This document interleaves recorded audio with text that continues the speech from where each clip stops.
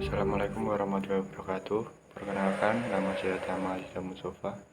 Saya dari Universitas Islam Kediri, Fakultas Ekonomi Prodi Manajemen. Di sini saya akan membuat video tentang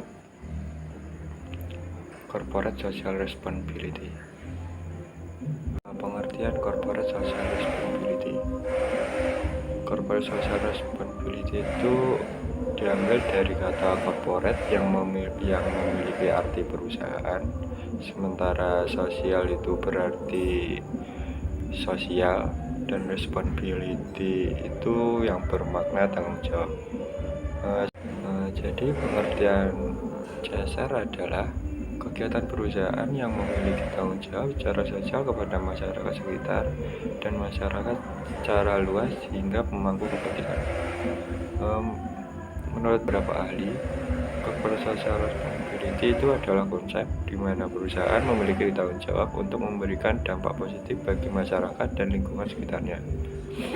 CSR itu mencakup kewajiban perusahaan untuk beroperasi secara etis dan berkontribusi pada pembangunan sosial dan lingkungan dengan memperhatikan kesejahteraan sosial, lingkungan, dan ekonominya. Di Indonesia sendiri, CSR itu diatur dalam peraturan pemerintah nomor 47 tahun 2012 yang mewajibkan setiap perusahaan untuk melaksanakan tanggung jawab sosial dan lingkungan. Nah, CSR sendiri itu tidak lepas dari 3P atau Triple Bottom Line. Triple Bottom Line atau 3P itu pertama kali dikenalkan oleh John Ellington pada tahun 1994. Beliau adalah seorang pengusaha dan penulis buku. Di dalam bukunya yang berjudul Cannibal with Fork, The Triple Bottom Line of 21st Century Business, Ellington melihat banyak perusahaan dalam menjalankan bisnisnya hanya berfokus pada keuntungan semata. Menurutnya, perusahaan yang baik tidak hanya perlu memburu keuntungan ekonomi, melainkan memiliki kepedulian terhadap kelestarian lingkungan dan juga kesejahteraan masyarakat. Nah, yang belum tahu 3P, jadi 3P itu ada people, profit, dan planet. Saya akan menjelaskan sedikit arti dari 3P tersebut. Jadi, people itu artinya manusia atau masyarakat. Jadi, people atau masyarakat merupakan stakeholder yang bernilai bagi perusahaan yang bertujuan untuk memenuhi kesejahteraan masyarakat. Untuk menjamin keberlangsungan bisnisnya, perusahaan tidak bisa hanya memperhatikan kepentingan mendapatkan profit saja, tetapi perusahaan juga harus menaruh kepedulian terhadap kondisi masyarakat, seperti mengadakan kegiatan yang mendukung dan membantu kebutuhan masyarakat. P yang kedua yaitu planet atau lingkungan. Jadi planet di sini yaitu lingkungan yang merupakan tempat di mana perusahaan menopang. Planet sendiri bisa disebut juga dengan lingkungan fisiknya atau sumber daya fisik. Perusahaan lingkungan fisik memiliki limitan terhadap eksistensi perusahaannya. Selanjutnya itu ada profit. Nah, di sebuah bisnis itu harus ada profitnya. Jika tidak ada, itu tidak bisa disebut dengan bisnis. Jadi profit atau keuntungan sendiri itu merupakan tujuan dasar dalam setiap kegiatan usaha.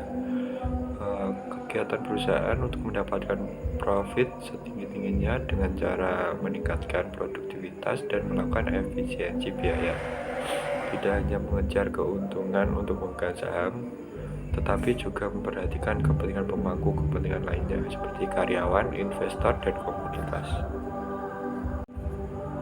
Nah, 3P ini di dalam CSR harus seimbang dan juga terkait, karena apabila tidak seimbang maka nanti akan tidak efektif.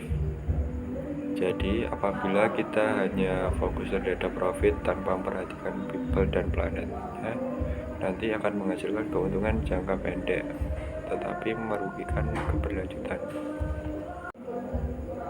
Begitupun sebaliknya, apabila hanya menerapkan people dan planetnya tanpa mempertimbangkan profit, maka tidak memungkinkan kelangsungan bisnis. Mengapa 3P itu penting dalam CSR? Jadi, ketiga elemen ini memastikan perusahaan dapat bertahan jangka panjang dengan tetap mendukung masyarakat dan melestarikan lingkungan.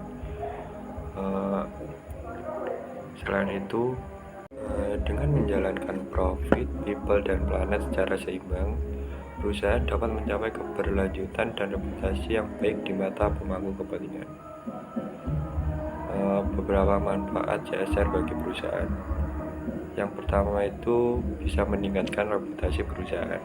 Perusahaan yang aktif dalam program CSR cenderung memiliki citra yang lebih baik di mata masyarakat dan pelanggannya daripada tidak melakukan CSR. Yang kedua itu meningkatkan loyalitas pelanggan. Konsumen seringkali lebih memilih produk dari perusahaan yang menunjukkan tanggung jawab sosial. Jadi konsumen itu lebih suka sama perusahaan yang bisa bertanggung jawab apabila produk yang dibelinya itu tidak sesuai atau rusak, itu bisa diganti seperti itu. Yang ketiga itu menarik dan pertahankan talenta. Jadi karyawan lebih cenderung bekerja di perusahaan yang peduli terhadap lingkungan dan masyarakat, seperti memberikan kompensasi apabila sakit atau sejenisnya seperti itu.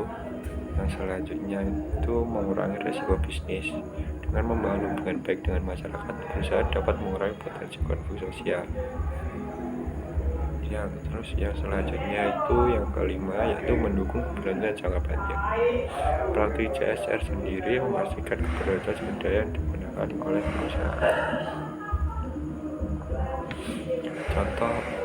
Contoh program CSR yang pertama di lingkungan pendidikan, memberikan beasiswa atau pelatihan untuk siswa yang kurang mampu. Tujuannya itu untuk membantu anak-anak yang kurang mampu itu bisa bersekolah, supaya juga mendapatkan pendidikan yang sama seperti anak-anak yang lainnya. Yang kedua itu lingkungan hidup, seperti menanam pohon, mengurangi emisi karbon, maupun mendukung energi terbarukan. Tujuannya itu untuk membantu menjaga ekosistem dan mengurangi dampak perubahan iklim. Yang selanjutnya itu kesejahteraan masyarakat, yaitu memberikan bantuan untuk kebutuhan dasar seperti makanan, air bersih, tempat tinggal kepada korban bencana alam. Selanjutnya itu pengembangan UMKM, yaitu membantu UMKM dengan pelatihan atau bantuan finansial dengan tujuan meningkatkan kesejahteraan ekonomi masyarakat kecil. Jadi CSR itu bukan hanya sekadar kewajiban, tetapi merupakan strategi penting untuk menciptakan dampak positif yang berkelanjutan bagi perusahaan, masyarakat, dan lingkungan. Perusahaan yang menjalankan CSR dengan baik akan lebih siap menghadapi tantangan bisnis di masa depan. Sekian penjelasan materi dari saya.